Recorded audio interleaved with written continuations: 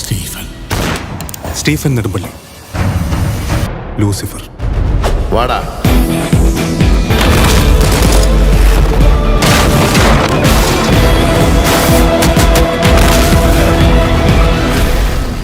Halo sahabat, Assalamualaikum. Semoga sehat selalu dan senantiasa berbahagia. Terima kasih udah subscribe dan menyimak video-video SLMT TV. Semoga Tuhan Yang Maha Esa selalu memberikan rezeki yang berkah dan berlimpah ruah untuk sahabat semua.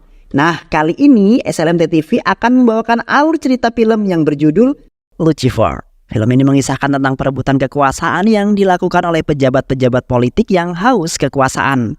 Kayak di mana dong? Kayak di mana nih? Mereka rela melakukan semua cara untuk mendapatkan kekuasaan tersebut. Penasaran dengan kisahnya? Tanpa banyak basa-basi lagi, ini dia alur ceritanya.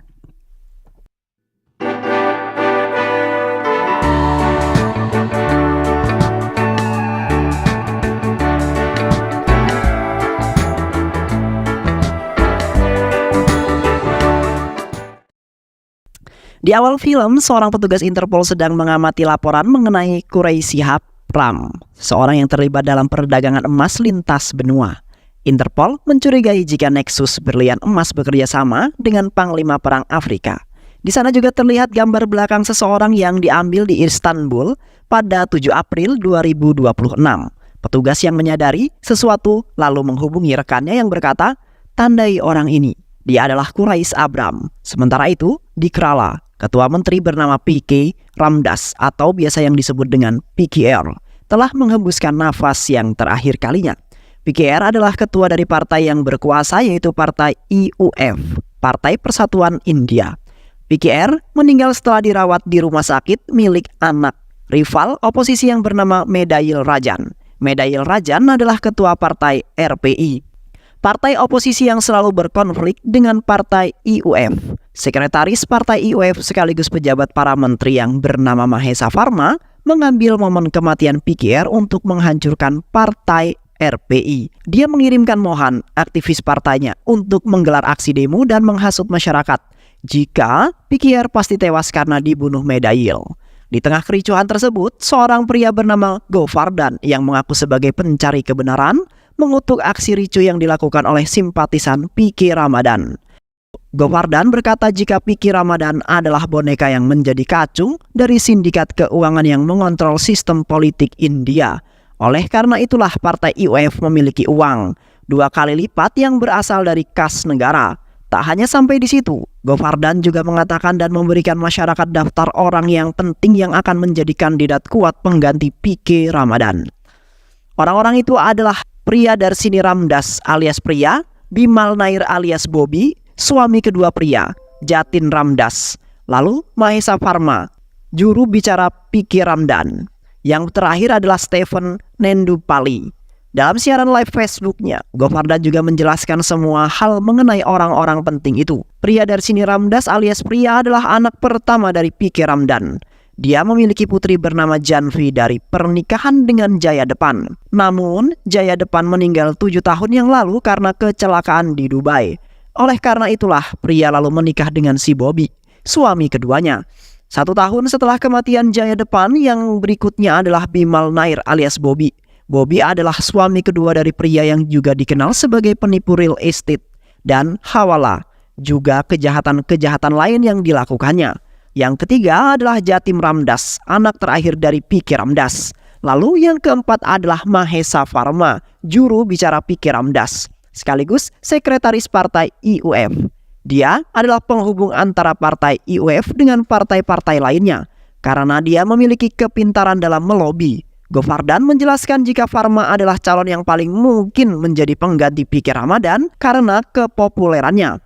Dan yang terakhir adalah Stephen Nandupali, orang yang sangat dekat dengan P.K. Ramdas dan tidak diketahui asal-usulnya.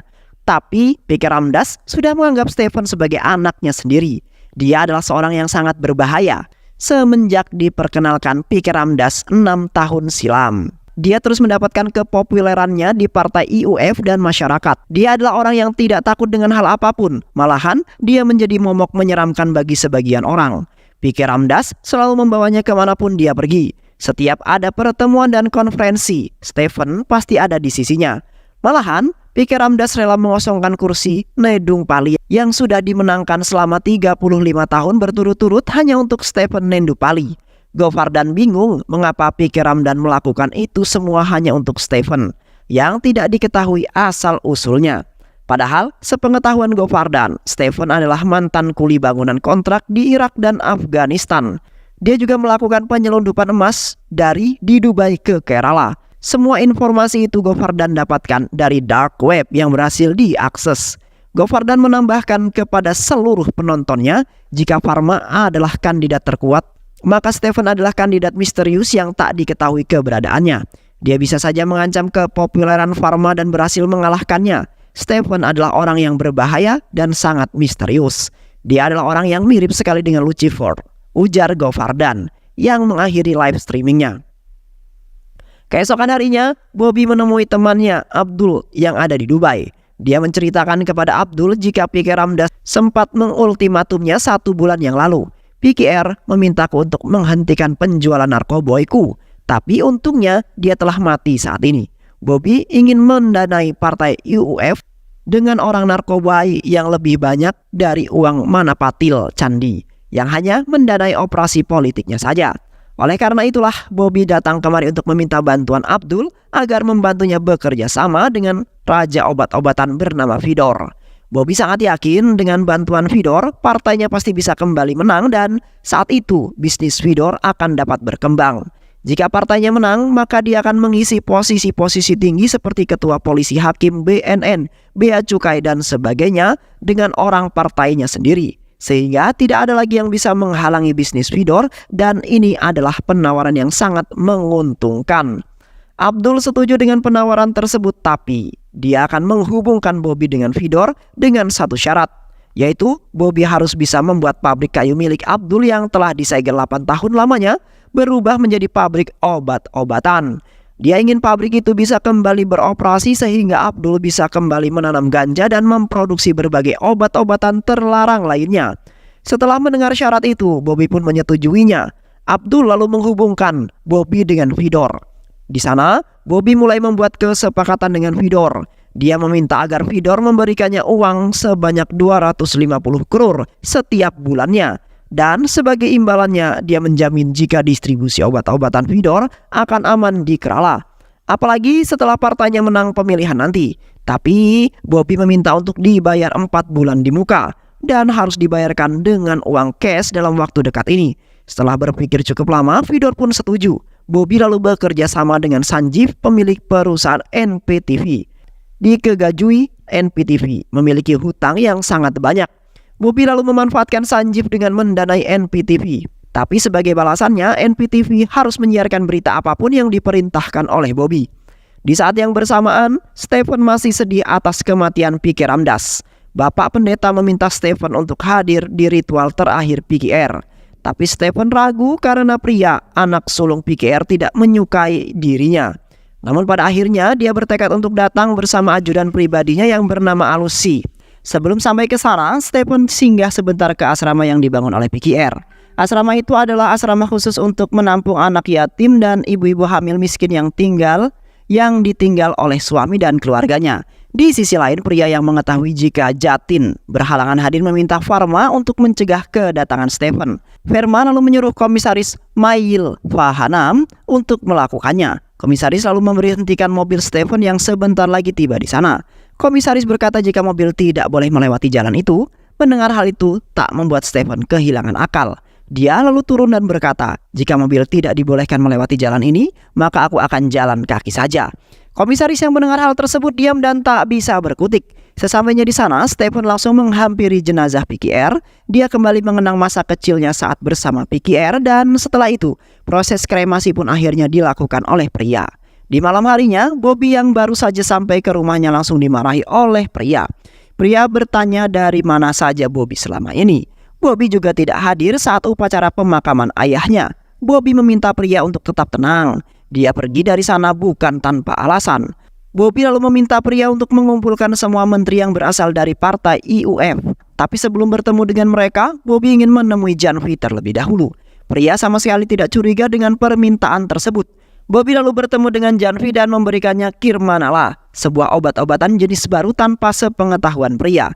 Tak lama kemudian pertemuan pun digelar. Bobby mengatakan kepada semuanya jika dia akan mendanai segala kebutuhan partai 3 kali lipat. Tapi sebelum itu, dia meminta semua orang yang menjabat sekarang untuk mundur dari kursi jabatannya.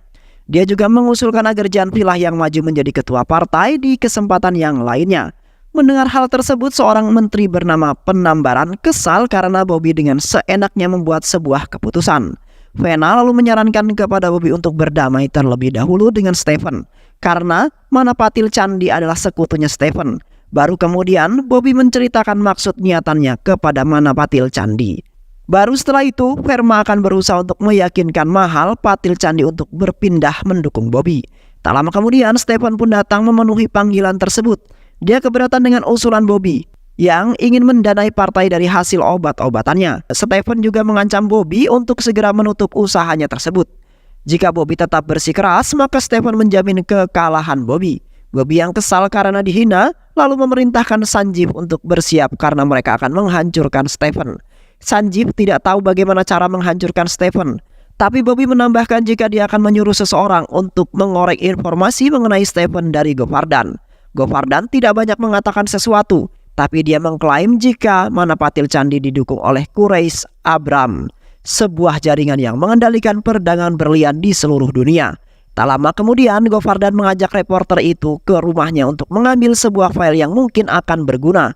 Di sana, reporter itu melihat foto keluarganya Govardhan. Ternyata Govardhan ditinggal oleh istri dan anaknya karena dia adalah mencari kebenaran. Setelah berbincang cukup lama, Govardhan lalu menunjukkan sebuah file yang berjudul Govardhan X-File. File itu adalah file yang berisi tentang potongan-potongan informasi kejahatan yang dilakukan oleh Bobby. Reporter yang mendengarnya lalu merekam pembicaraan itu dan mengirimkannya kepada Sanjeev. Reporter yakin jika mereka menyiarkan berita ini, maka pamor TV mereka akan kembali naik. Tapi Sanjeev justru mengirimkan rekaman tersebut yang membuat Govardhan akhirnya ditangkap oleh Murugan dan aktivis partai lainnya, lalu dijebloskan ke dalam rumah sakit jiwa. Sementara itu, Bobby lalu mengirimkan sesuatu untuk pergi ke pabrik kayu milik Abdul yang akan dijadikan sebuah obat-obatan. Tak lama, salah satu pria lalu menemui Stephen dan memberikannya sebuah kode isyarat.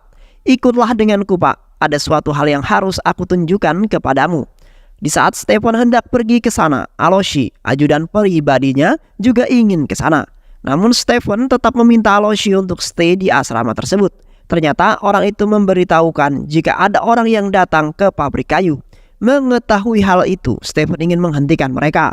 Tapi mereka malah menodong Stephen dengan sebuah pistol.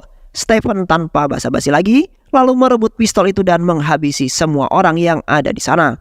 Aloshi yang mengikutinya diam-diam hanya bisa tercengang melihatnya.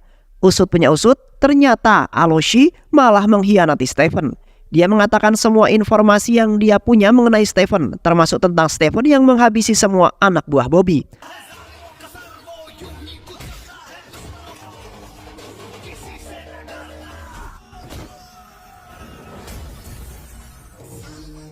Bobby yang mendengar hal tersebut lalu menemukan ide. Dia ingin agar Stephen bisa dipenjara.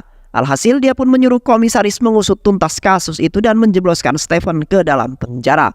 Sesampainya di sana, polisi tidak menemukan satu barang bukti yang bisa menjerat Stephen.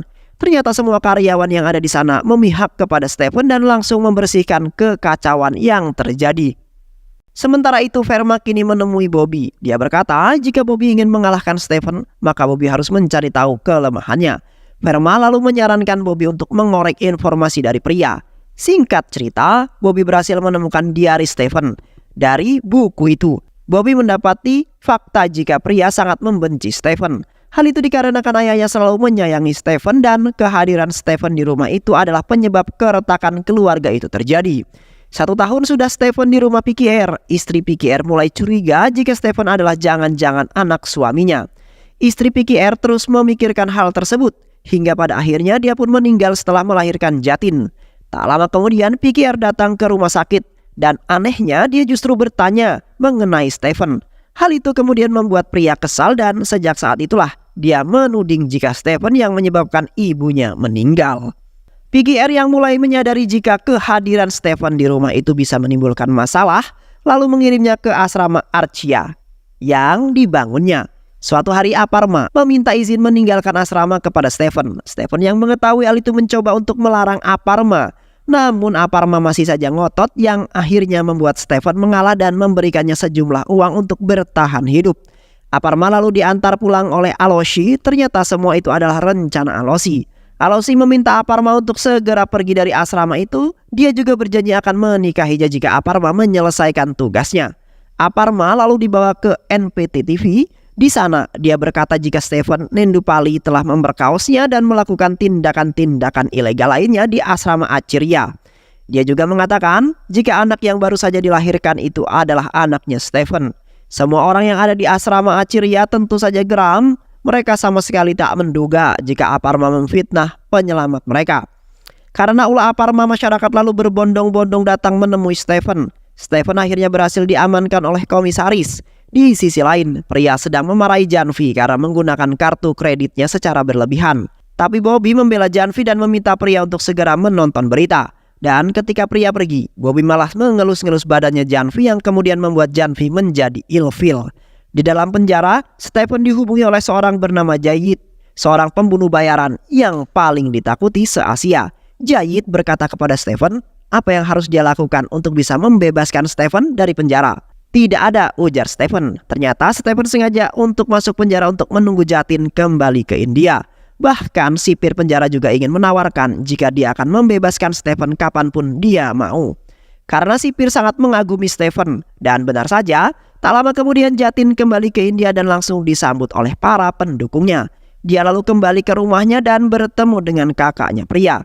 Jatin lalu berkata di mana Janvi keponakannya itu berada. Pria lalu berkata jika Janvi sekarang berada di asrama kampus agar fokus untuk melaksanakan ujian. Jatin lalu didandani seperti ayahnya. Dia lalu pergi ke podium untuk memberikan sebuah pidato. Terlihat pula Bobby dan Verma yang mengarahkan pidato tersebut. Di tengah jalan Jatin merasa tidak nyaman dan akhirnya berpidato dengan caranya sendiri. Pidatonya Jatin disambut bahagia oleh para pendukungnya. Bobby yang melihat hal itu yakin jika Jatin bisa memenangkan partai IUF dan bisa dijadikan sebagai sebuah boneka. Dan sekarang yang mereka butuhkan adalah uang. Jika Jatin ada di sini maka uangnya juga pasti akan segera hadir di sini juga, ujar Bobby. Tapi di sisi lain mobil yang membuat uang-uang Bobby disabotase oleh Zayid Masud dan teman-temannya.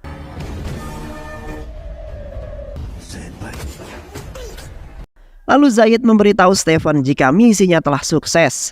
Abdul lalu menghubungi Bobby dan berkata jika uang sebesar 1000 klur yang akan dikirimkan telah diledakkan oleh Zayid. Bobby kemudian bertanya, siapakah Zayid itu? Zayid adalah pemimpin kelompok pembunuh bayaran yang paling ditakuti oleh se-Asia. Mereka juga menuntut agar Stephen dibebaskan. Abdul meyakinkan jika mereka tak akan bisa mengalahkan Zayid. Maka dari itu, Bobby harus segera mengeluarkan Stephen dari penjara dan Bobby pun menyetujuinya. Tapi Verma tak menyetujui keputusan tersebut. Sangat sulit baginya untuk membebaskan Stephen dari penjara karena jika Stephen bebas, dia tak bisa mengendalikan Jatin. Verma lalu menemui Rajan, ketua partai oposisi. Dia ingin bekerja sama dengan Rajan. Dia meminta Rajan untuk mengirimkan anak buahnya dan membunuh Stephen di dalam penjara. Yang akhirnya Stephen pun diserang oleh kelompok orang. Tapi lagi dan lagi Stephen berhasil melindungi dirinya. Verma yang merasa rencananya gagal kini menemui Stephen langsung di penjara. Dia membaik-baikkan Stephen dan menghasutnya untuk menghabisi Bobby. Dia berkata jika semua ini adalah ulahnya Bobby. Stephen bisa mengalahkan Bobby dengan mengikuti cara ayahnya. Gandenglah musuhmu dengan cara yang damai. Tapi ketika ada jurang, doronglah dia dengan sangat keras. Stephen lalu menanggapi hal itu dengan berkata, jika itu adalah ayahmu bukan ayahku. Verma yang lalu mengolok-olok Stephen, apakah PKR itu memang benar ayahmu? Ujar Verma. Stephen yang kesal lalu mengusir Verma saat itu juga. Di sisi lain, Bobby meminta Aloshi untuk mengembalikan nama baik Stephen dengan cara mencabut laporannya dan menyuruh Aparma untuk membuat sebuah klarifikasi. Akhirnya Aparma pun membuat sebuah klarifikasi di NPTV jika semua yang dia katakan kemarin adalah sebuah kebohongan. Dan dia terpaksa melakukannya karena diancam oleh seseorang. Atas klarifikasi itu, Stephen pun akhirnya dibebaskan dari penjara dengan sangat hormat. Di tempat lain, ternyata pria sedang menjenguk Janvi di rumah sakit. Dokter mengatakan jika Janvi overdosis sebuah obat-obatan. Berdasarkan analisis dokter, Janvi sudah mengonsumsi narkoba cukup lama. Pria yang mendengar hal tersebut tentu sangat kesal. Dia tak menyangka jika Janvi terjerumus ke dalam dunia tersebut. Janvi lalu berkata jika dia tidak terjerumus melainkan Bobby lah yang memberikannya. Dia juga selalu melecehkan Janvi saat Janvi nge-fly karena narkoboy. Pria yang mendengar hal tersebut langsung menangis dan memeluk Janvi. Pria lalu memarahi Bobby atas tindakannya itu. Dan Bobby juga mengakuinya. Bobby malah mengancam pria jika dia sampai mengekspos hal itu ke media, maka dia akan mengekspos rekaman Janvi yang tengah membeli narkoboy. Dengan itu, pria dan Bobby akan dipermalukan. Bobby juga menegaskan, jangan memaksanya untuk menghabisi pria dan Janvi, seperti yang dulu ia lakukan terhadap PKR dan Jaya Depan. Pria yang mendengar hal tersebut tentu sangat syok dan terkejut. Bukan itu saja, pria juga didatangi oleh Mayil Pahaman untuk bernegosiasi. Mayil memeras pria untuk melayaninya dengan imbalan dia tidak akan mengungkap kejadian Janvi ini ke media. Karena sudah sangat terpojok, pria akhirnya meminta bantuan Stephen. Dia ingat jika ayahnya dulu pernah berkata, jika suatu saat nanti pria terpojok, maka datanglah menemui Stephen. Pria lalu menghubungi Stephen dan memintanya untuk bertemu. Sesampainya di sana, pria langsung nangis dan mencurahkan apa yang dialaminya. Stephen lalu berjanji jika dia akan membantu pria. Di malam harinya, saat Mayil hendak enak-enakan dengan korban yang diperas, tiba-tiba saja dia mendengar keributan dari luar rumahnya. Ternyata keributan itu berasal dari anak buah Stephen. Anak buah Stephen lalu menghabisi Mayil dengan sangat kejam. Sebelum Mayil mati, Stephen kemudian datang dan berkata jika Mayil boleh saja mengganggunya, tapi tidak dengan keluarganya. Stephen lalu pergi menemui Sanjeev. Dia bertanya mengapa selanjutnya menyiarkan semua kebohongan itu. Sanjeev lalu menjelaskan jika dia tak punya pilihan lain. Perusahaannya tengah mengalami krisis finansial. Tapi tiba-tiba Bobby datang dan mau mendanai perusahaannya dengan syarat NPTV harus menyiarkan apapun yang diperintahkan oleh Bobby. Stephen yang mendengar hal tersebut meluruskan jika dia akan melunasi hutang NPTV dan mengakuisisinya. Sementara itu di saat Jatin hendak melakukan pertemuan, pria memberikan file yang berisi tentang kejahatan Bobby. Dan tak lama kemudian konferensi pers digelar oleh Jatin. Jatin menyampaikan jika Bobby telah melakukan banyak kejahatan. Salah satu di antaranya adalah dia melakukan perdagangan obat-obatan ilegal. Oleh karena itu Jatin berjanji tidak akan tebang pilih dan akan segera menghukum Bobby. Di saat yang bersamaan Bobby kembali menemui Abdul untuk meminta uang Vidor lagi. Dia berkata bahwa Jatin adalah bonekanya. Namun tiba-tiba Abdul mendapatkan sebuah telepon yang memintanya untuk segera melihat berita di televisi. Di sana Abdul mengetahui jika Bobby telah berbohong. Bobby yang kesal lalu menghubungi Jatin dan menyampaikan semua kekecewaannya. Dia tak menyangka jika Jatin mengkhianati dirinya. Padahal Bobby sudah membantu Jatin untuk duduk di kursi pimpinan. Jatin lalu menjelaskan jika kedatangannya ke India bukan karena Bobby, melainkan karena kesetiaannya kepada Stephen.